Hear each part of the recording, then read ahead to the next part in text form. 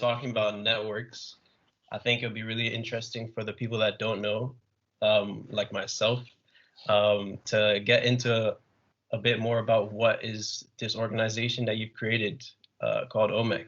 And just from like the website link that Marty sent me, I did a little bit of research, I'm not gonna lie.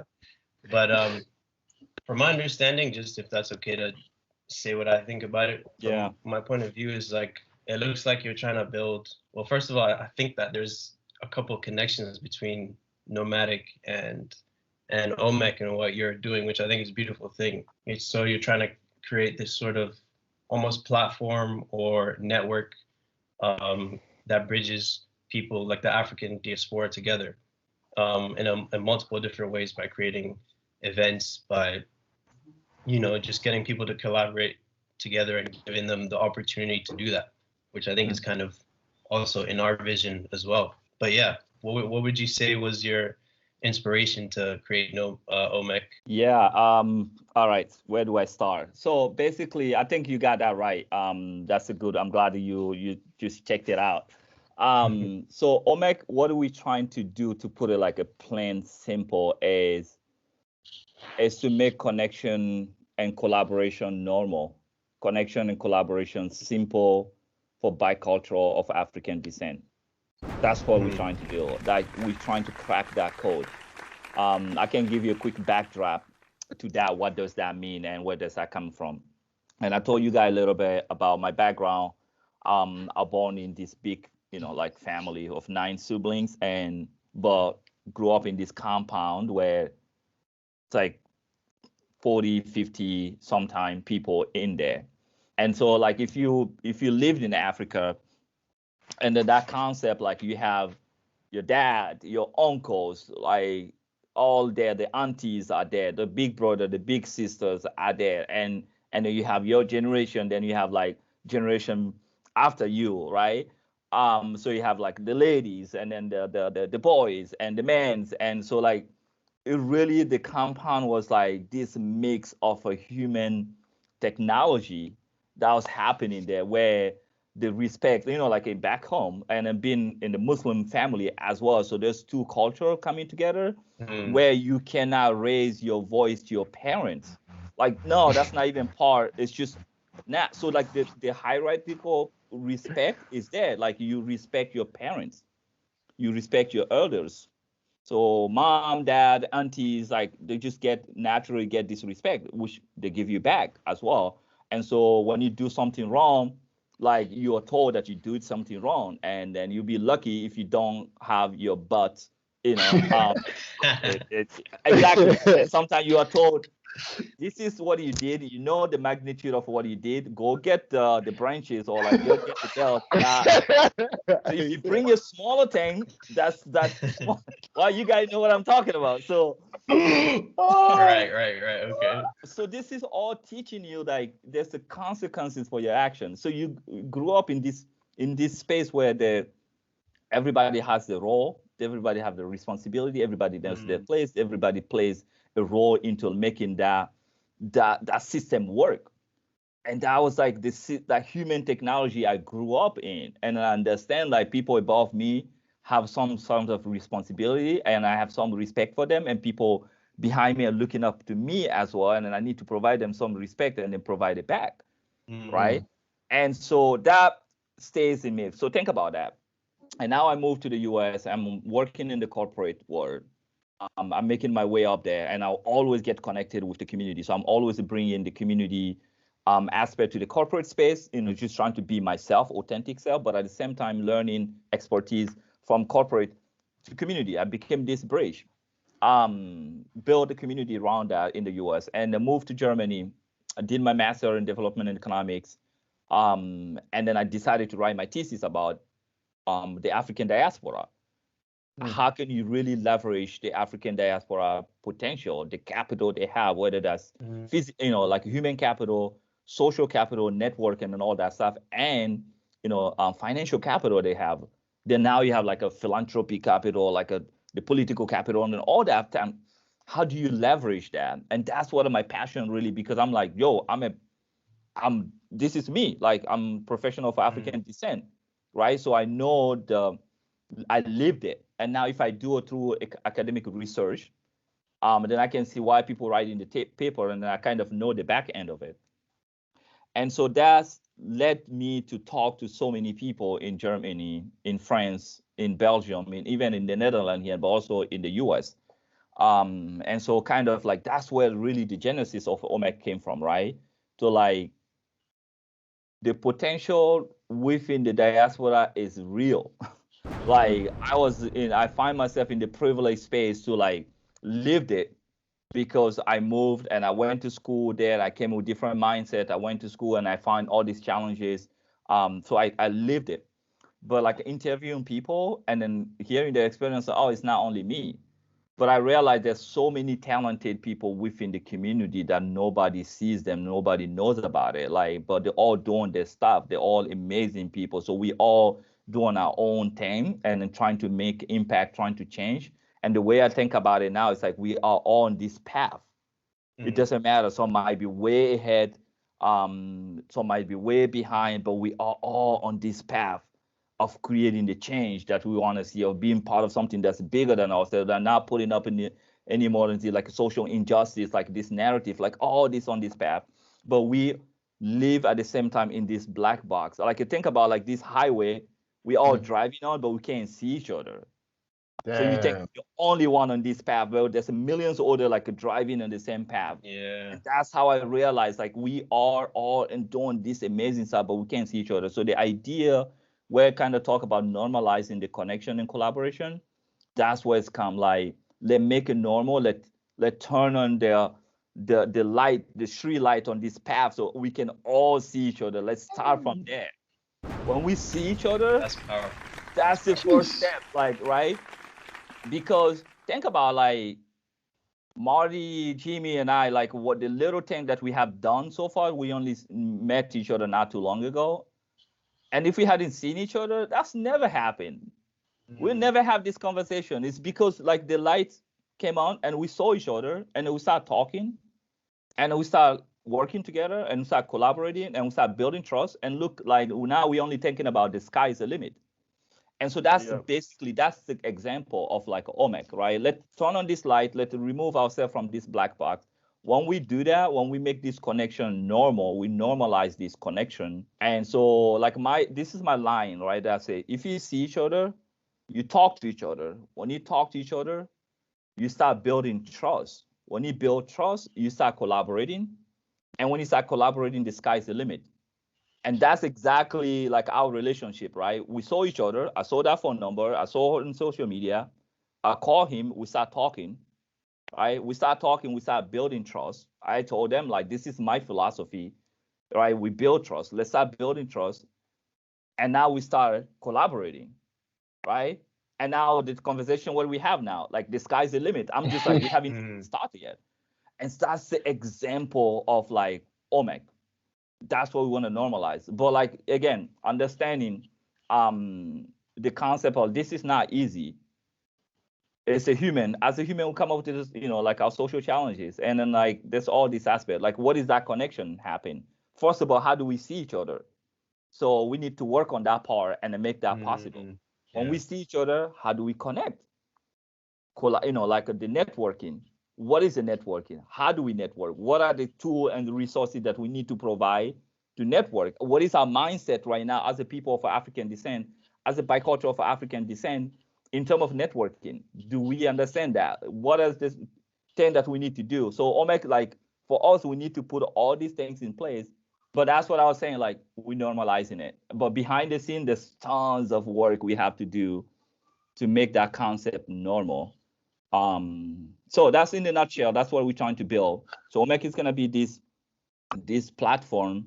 This in my head is almost this compound. Like my family's compound where I grew up. It's gonna be that where we all doing our own thing, but we all have our responsibility, our role, and our space. But it's all in this space where it works, like beautifully together, complementing each other.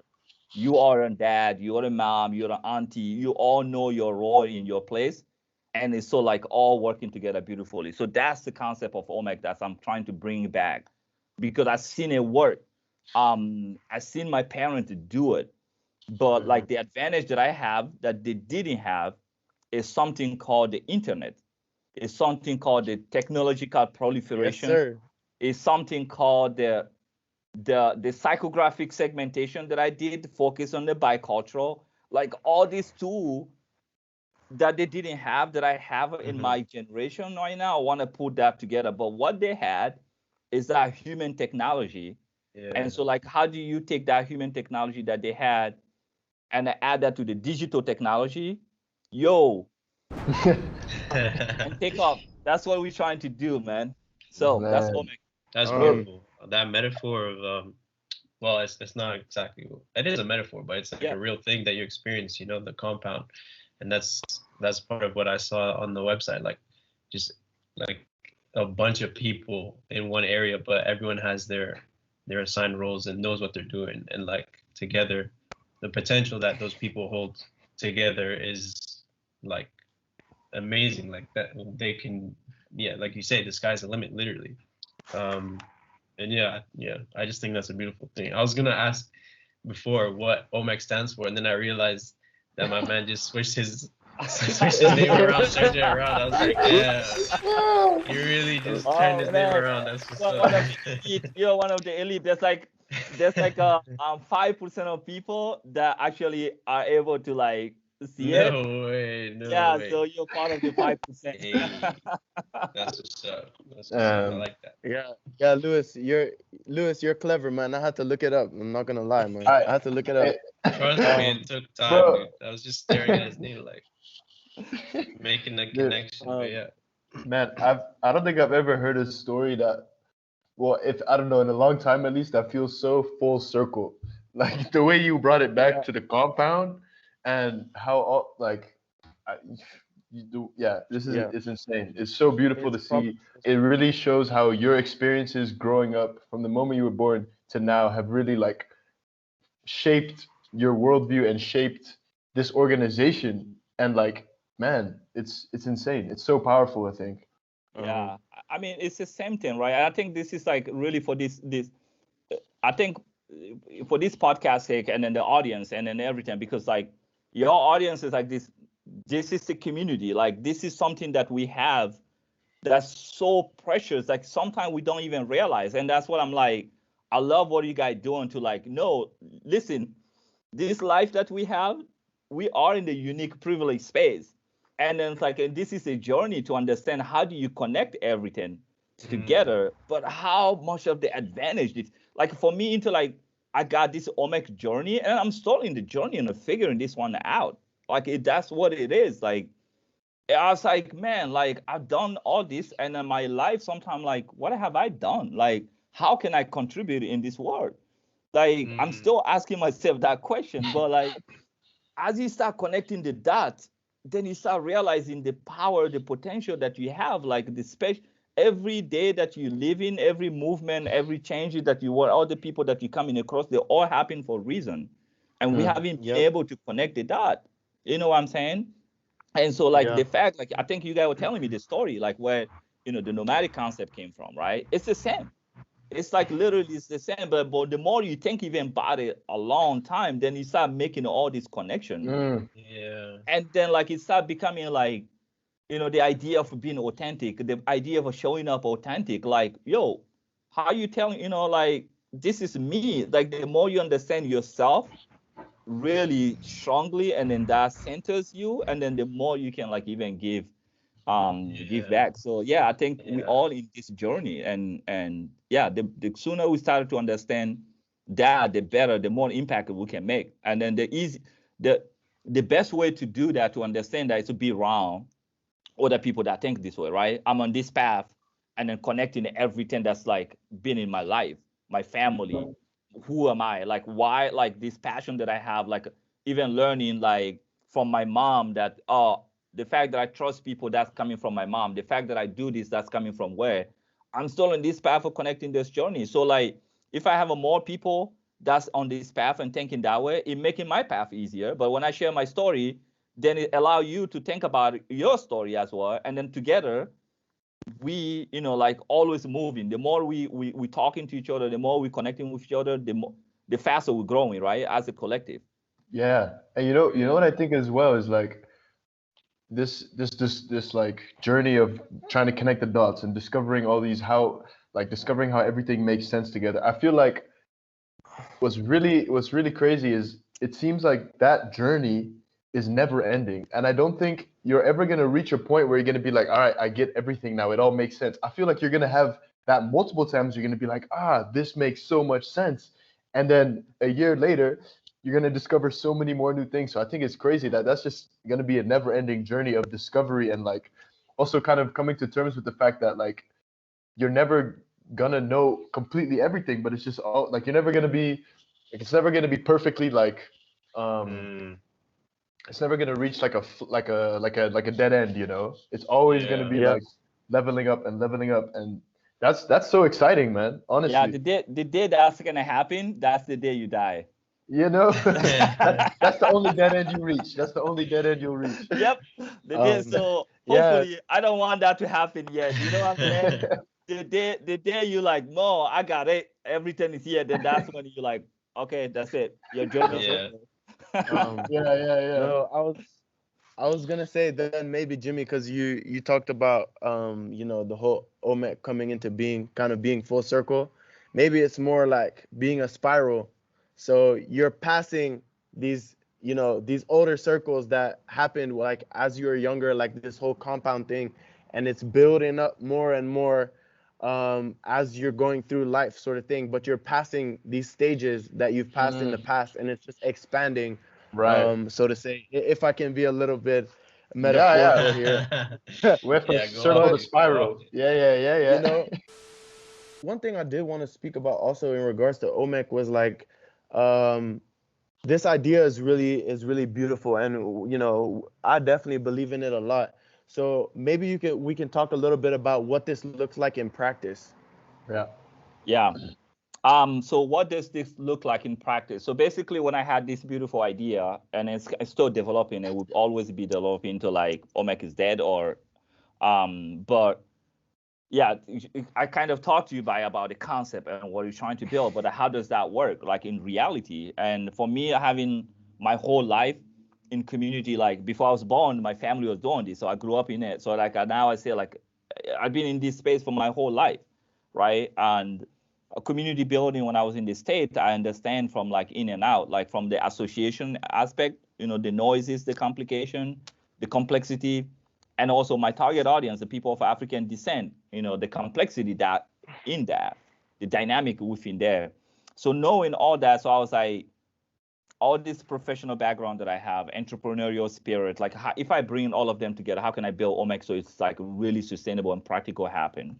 So one time, the first thing I did, I went in an incubator program to like kind of like started understanding the thing. And so it's a startup right now. And so where it start is, right, I want to build a digital platform, right, where we kind of really like access and visibility and make it possible. So we're working on that right now. But before even that, the first thing that I was like, maybe I should explain this briefly here. The first thing I did, why I really, really wanted to create Omek again, I think this is actually really important, was this concept of psychographic segmentation, right? So I talked to you about like the dynamic, the complexity within the African diaspora. If you look at the African diaspora overall, the term diaspora is like all the people of African descent who still feel connected to the continent. Whether that's geographically connected, they still have a parent, like a contemporary like us, we still have a family parent there.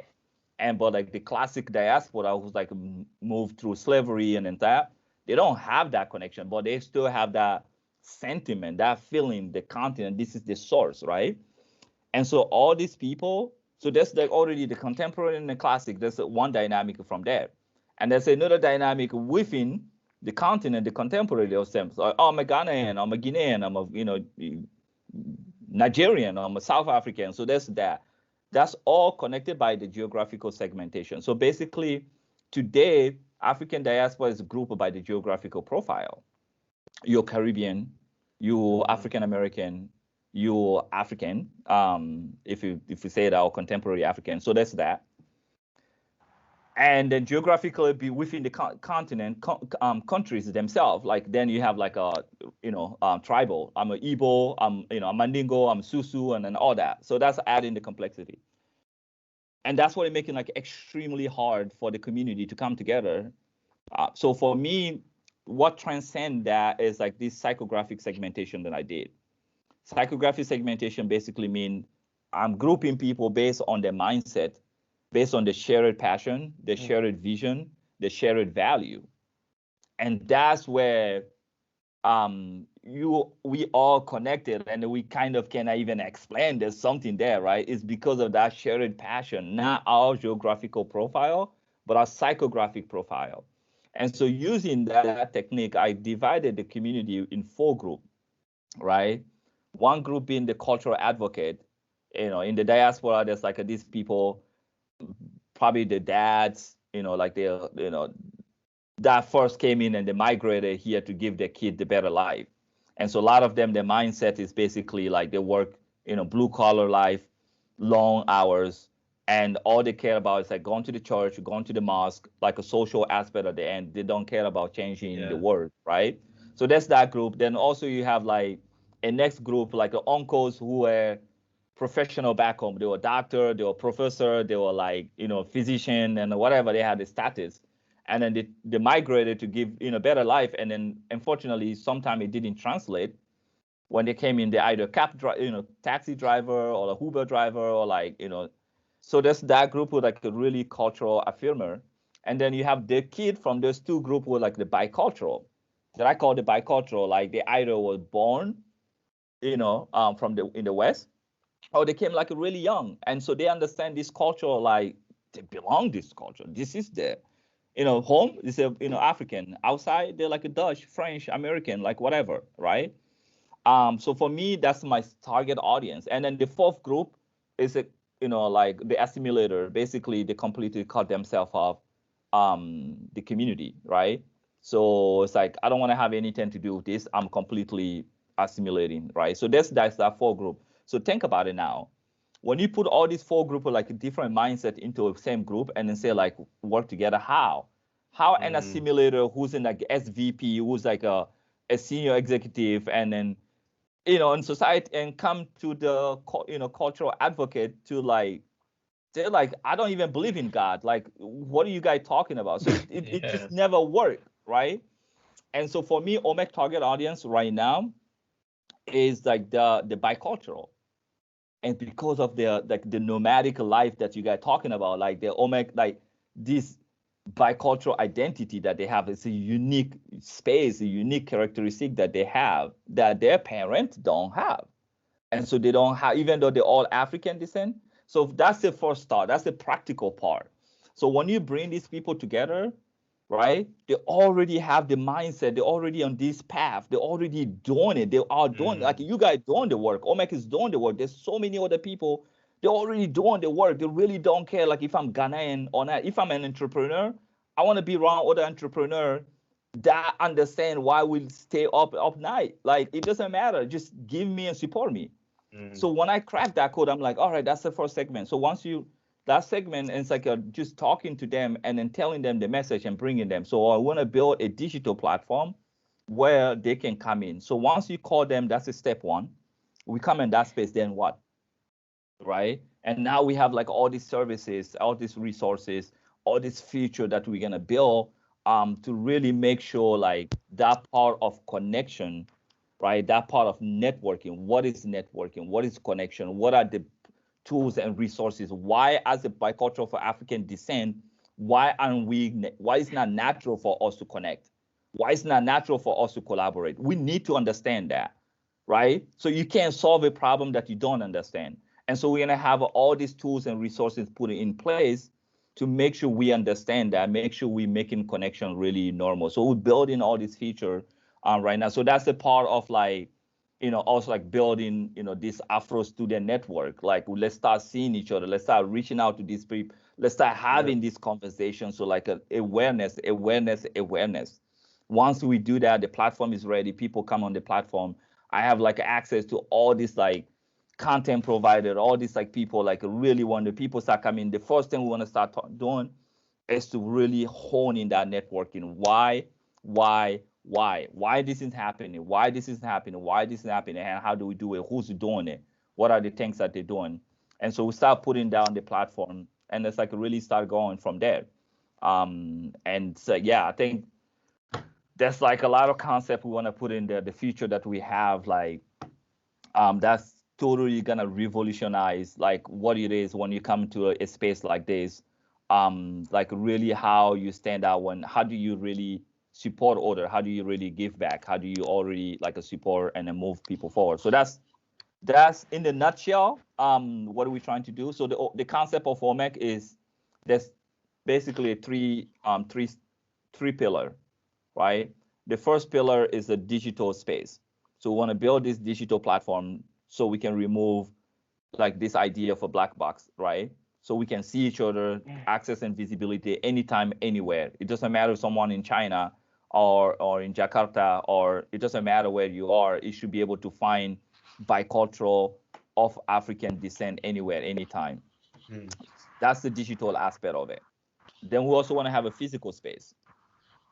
Because people of African descent, this is a natural in us, right? It's like important to see each other. It's important Yes, to sir. like, it is part of our DNA, so we cannot take that away.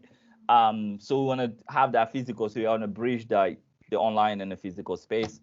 And when we do that, now we're gonna like the third leg, the pillar is gonna be a collaboration with brands, institution, companies, and say like, yo, this is what we bring into the table, right? This is what we have to say. We know our problem better than anybody. We know our solution better than anybody. This is a solution. What do you think? Do you like it? Let roll. You don't like it? That's fine. Like, so that's the concept of Omek.